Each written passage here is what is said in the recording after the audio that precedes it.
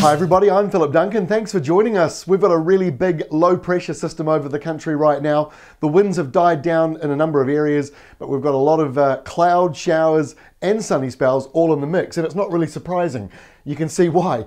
So low pressure dominating around the South Island. There's two centres to it, as we thought it would do, and the main one is just off the Dunedin coastline. The subtropical portion of air is out to the east, affecting the Chatham Islands. It then slides around and up towards Southland, believe it or not. And in the north, you've got nor'westers developing. They're much lighter than they were over Wednesday, but you can see they will strengthen as they come on in over the next day or so.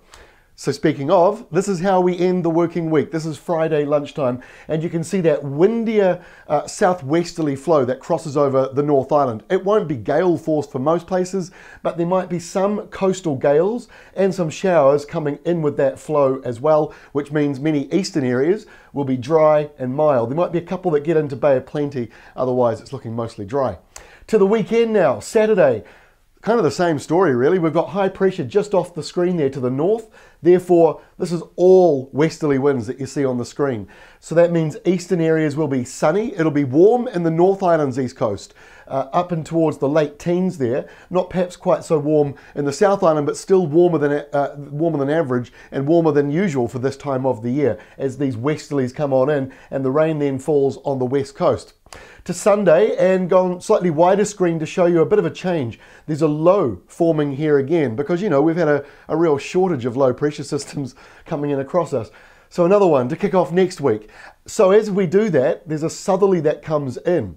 So this high over Australia, notice how its shape is stretching north to south. That's always a bit concerning in August because what that can do, if you have a big, long, tall north to south high over Tasmania, and a low just southeast of Dunedin, the two can work together to dredge up very cold southerlies.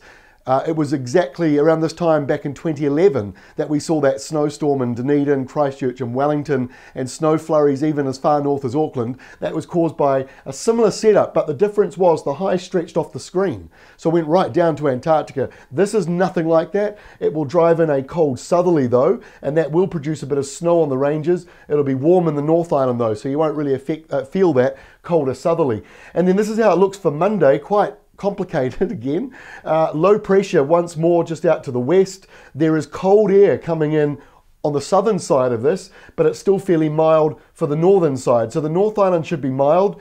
The lower half of the South Island looks a bit cold, and that's how we start off next week. But I got to say, the westerlies are looking like they're really coming in now, and that's the reason why we've been saying the earlier signs of seeing spring coming through are usually the westerlies, and that's what we are seeing for much of next week once this guy disappears.